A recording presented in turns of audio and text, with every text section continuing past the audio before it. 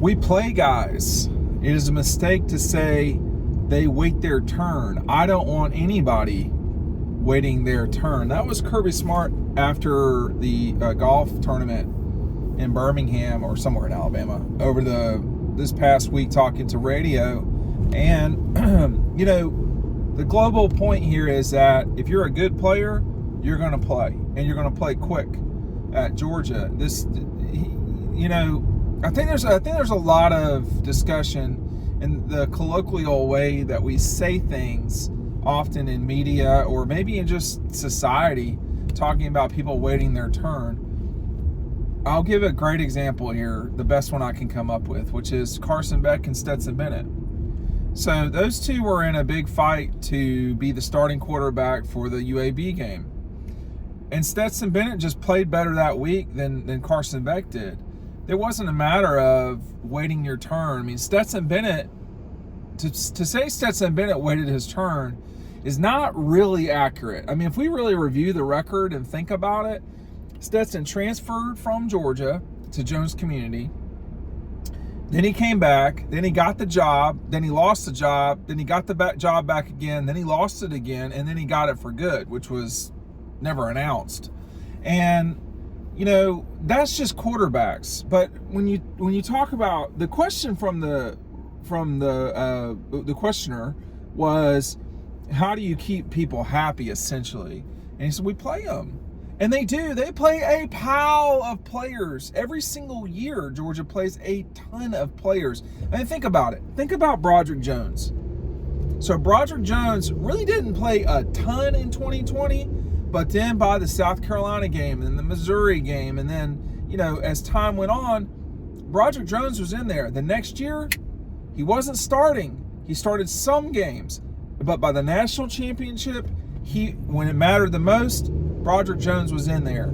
A year later, he was the starting left tackle for Georgia and a starting left tackle on a national championship team. What did Broderick get out of essentially being a 17-game starter, call it? He's a first-round draft pick. But he played so much. The best example is Quay Walker. I mean, Quay Walker, I can't imagine anybody thinking Quay or Devontae Wyatt would be first-round draft picks. I know I did. I did not. My very quick Devontae story was that in the 2021 NFL draft, which was the COVID draft, there was a mistake on the ticker for ESPN. We were about the 6th or 7th round, and the quote best available Devontae Wyatt's name showed up several times. I don't think they realized or knew that Devontae was not eligible, had not become pros, had not turned pro. It was just, when you're doing these big projects, you're getting mistakes happen. It happens. But it just goes to show that he was considered somewhere around a 6th, 7th, or 8th round, which means you're not getting drafted, guy. And he came back, had another year, a championship year at Georgia, and Devontae was a number one, he was a first-round draft pick. Devontae Wyatt was a first-round draft pick. Okay? When I watched him play at Towers against Meadow Creek, he had plenty of energy and a lot of side-to-side. He looked really, really good. To say, he's going to be a first-round draft pick, after watching him play in high school, I don't know that I would have necessarily disputed it. But after 2018, 19, 20, it would have been hard to say, this guy's a first-round draft pick, because he needed that final season. And that's sort of what Kirby's, Kirby can always speak for himself, but my interpretation of what he's saying is, guys can come take starting positions. Guys can come, particularly on defense, guys can go make plays all the time. But the only person where the backup doesn't play a lot at Georgia is quarterback. And even last season, Carson Beck played a quarter in the national championship game. Carson Beck played 7 games. He played almost a game's worth of games. I would say maybe even 2 games worth of games in 2022. So guys are gonna get their opportunity at Georgia because of the way they play and how much they rotate. I mean, Quay Walker was a guy, another first round guy that, for Quay, he was not always out there as a starting inside or middle linebacker. He just was not. And so, but he came in on third down. That guy at Tennessee in 2021 was out of a cannon coming at Hendon Hooker. And it was too much. Hey, listen, our 2023 magazine is out. That's what these boxes are behind me. Make sure you're picking that up. I got a link down below. And we've also got a deal where if you pick up Double Dogs or Dogstruction, either way, you'll get the magazine included for free. So that's a great opportunity for you to pick it up. It's also available just straight up. If you've already got the book or whatever, you got confetti in the past, just grab the book. Grab the magazine. It's not overly expensive. The only place you can get it though is right down below online or at Red Zone. You can pick it up through Red Zone online too. We don't have a problem with that either. And they support us.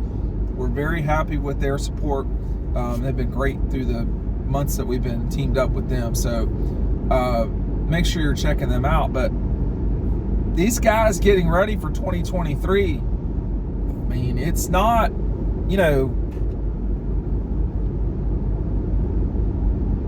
I talked yesterday about Warren Brinson. It's not out of the realm of possibility that Warren Brinson could just sort of explode. Well, Warren Brinson's played a lot. He's played a lot. And, like I talked about yesterday, he played in all 15 games. I think he had 14 quarterback hurries. That's a lot of production for a non-starter, to me. Now, why is he having that much production? Well, he's playing, and they're playing because they're, really killing people and giving guys the opportunity to play. So it's a great opportunity at Georgia, and I really wish Kirby would be this direct more often. Sometimes he's so guarded with the regular media that covers him all the time that when he gets away from us, he sort of is more free-flowing, probably because he had been playing 18 holes of golf. Just was happy to get off the course, to be honest. But I think in life, it's very rare you wait your turn. Like that, I don't know that that's a great way to look at athletics specifically. If you want to be the starting whatever, quarterback, point guard, forward, you want to be number one in singles and tennis, you got to go get that. There's no waiting around. You got to do what you're supposed to do and get it done. At Georgia, unlike the other situation, in basketball you do get the opportunity to go play, but at Georgia, the biggest thing is these guys get a lot of volume. There's a lot of volume for them to go make plays. Everybody's not Brock Bowers, and that's okay. You don't have to be Brock Bowers to be a first-round draft pick at Georgia. You can go through the process, so to speak. You can do it. I don't know. I would characterize it the right way because Georgia does it their way. Okay, but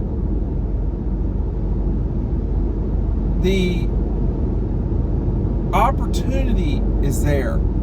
And when you think about guys like Malachi Starks and Brock Bowers, who had huge impacts their freshman years, it's not like you can't come in and do that. The challenge in doing that specifically at Georgia is all the other guys who are waiting in the queue. All the other guys who are doing for the last 2 years while you were in high school what they were supposed to do in order to position themselves to have their payday, for lack of a better term. And so that's important. That's an important thing to remember. But it's there. So Malachi didn't wait his turn. A lot of guys don't. To say Amarius Mims waited his turn, no, he just wasn't good enough consistently to start, or they'd have started him, period. You look at it, oh my God, I can't believe it. I forgot Andrew Thomas's full name. You look at Andrew Thomas, And they played Andrew Thomas immediately. Malachi, they played immediately. Brock Bowers, they played immediately. There are really good players. They're going to play them immediately. If you're good enough, there's no, hey, you got to wait your turn.